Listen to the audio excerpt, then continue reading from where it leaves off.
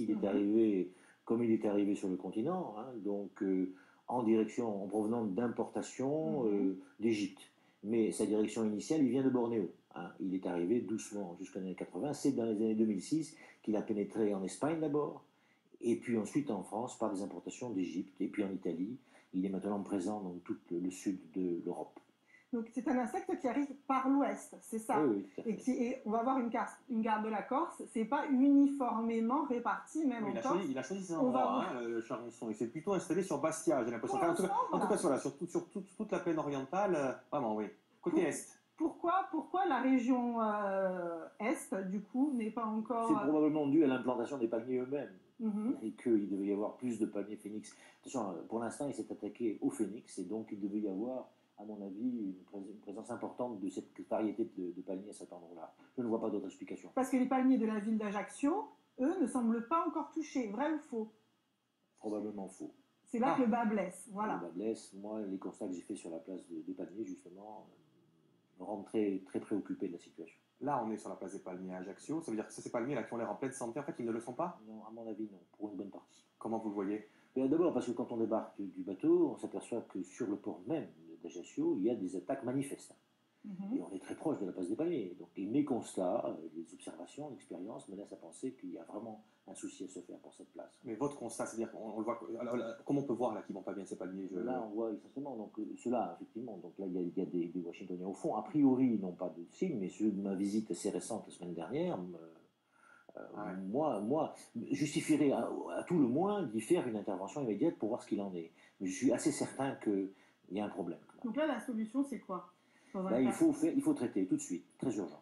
Donc, mais quels sont les symptômes d'un palmier malade? À quoi je le vois que mon palmier est malade? Alors, les symptômes, on les connaît. Les palmes ont ce qu'on appelle un coup de ciseau, il y a un affaissement, il y a une perte d'homogénéité dans le port lui-même. C'est ce que je vois sur la place en question. Quand on regarde bien, on s'aperçoit qu'il y a un problème de volume. Il est un peu baissé en hauteur, le cœur est plus bas, etc. Donc, c'est des signes annonciateurs. Mais il faut savoir que quand on voit ça, c'est très très urgent d'intervenir. Est-ce que c'est déjà trop tard? Non, mais d'abord, les cas sont tout différents, mais ça veut dire que c'est vraiment très urgent. Okay. Il faudrait y monter tout de suite, faire des fenêtres et regarder. Mais le résultat, à mon avis, ne fait pas de doute. D'accord. Donc justement, il y a 3 méthodes préventives. La première méthode est une méthode bio, n'est-ce pas? Oui. Qui nécessite 12 traitements par an, qui coûte à peu près 800 € par palmier et par an, et qui est une méthode par aspersion. Que pensez-vous de cette méthode? Oui, ça fait partie de l'arrêté de 2010, c'est la première méthode. C'est une méthode qui, à mon avis, était plus adéquate à un début d'infestation. Les méthodes dites bio sont aujourd'hui, à mon avis, moins justifiées compte tenu de la gravité de la situation. Mais l'observation qu'il faut faire tout de suite, c'est une méthode qui est très utilisatrice de main-d'œuvre et qui coûte, vous l'avez dit, ce chiffre, 800 par palmier. C'est ce que ça coûte. Et il faut monter 12 fois. Donc, voilà. Et de toute façon, c'est obsolète maintenant, selon vous. C'est déjà trop tard. Moi, je pense. Alors attention, je ne veux pas faire de jugement de valeur. Ces méthodes existent dans les textes, donc c'est pas à moi de. Mais je considère que, objectivement, je préférais m'intéresser. C'est ce que l'association a toujours souhaité faire, s'intéresser à la stratégie numéro 3. On passe quand même par la 2. On passe quand même par la 2 parce qu'on donne le choix aux gens. C'est la méthode phyto qui nécessite, elle, 8 traitements par an et qui n'est pas chère, elle, puisque c'est 8 € à peu près. Oui, c'est-à-dire que vous parlez des produits, effectivement, les produits dans la méthode bio sont plus chers, ce qui est donc à peu près... Comme le bio en général, qui est plus cher.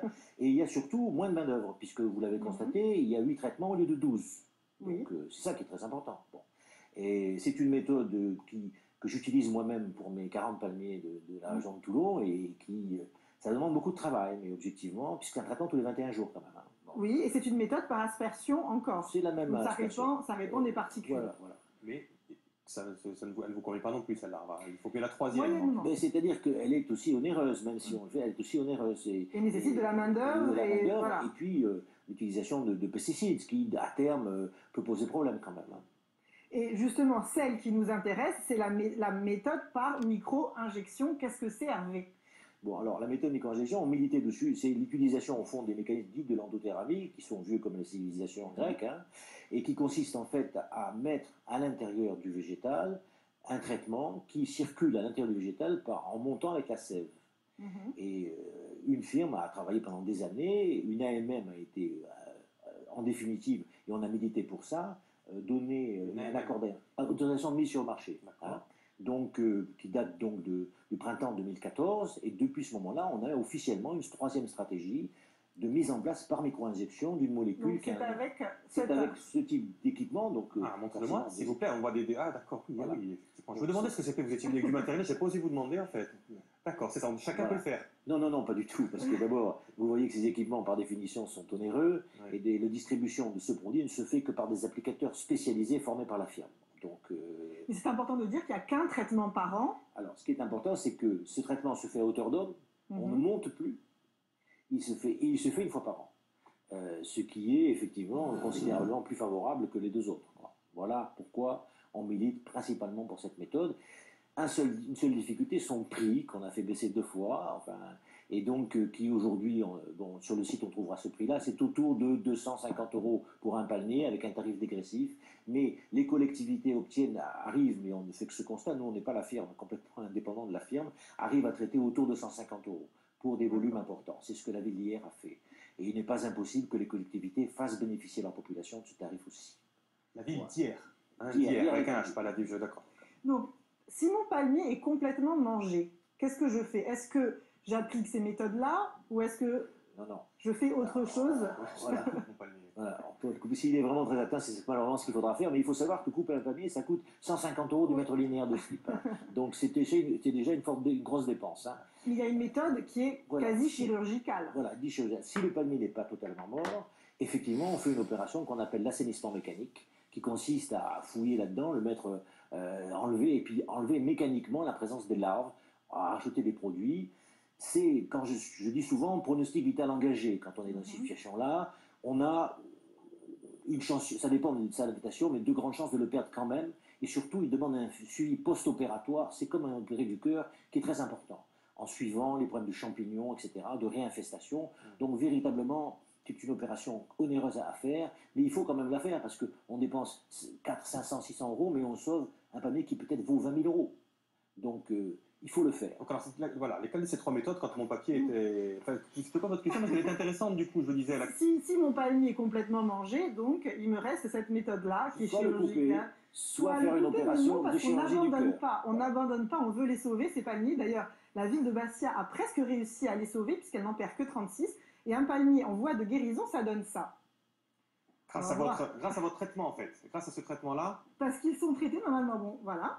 Donc, on voit le petit palmier qui repart. Est-ce que là, le palmier est sauvé, Hervé? En principe, oui, hein, quand même. Les services de la ville connaissent probablement ces choses-là, donc je trouve qu'ils accompagnent le mouvement. Hein, et donc, il nécessite beaucoup de soins, mais là, il est déjà bien reparti. Hein, donc, à suivre. Donc, qu'est-ce que je fais quand mon palmier repart? Je continue à traiter? Combien de fois?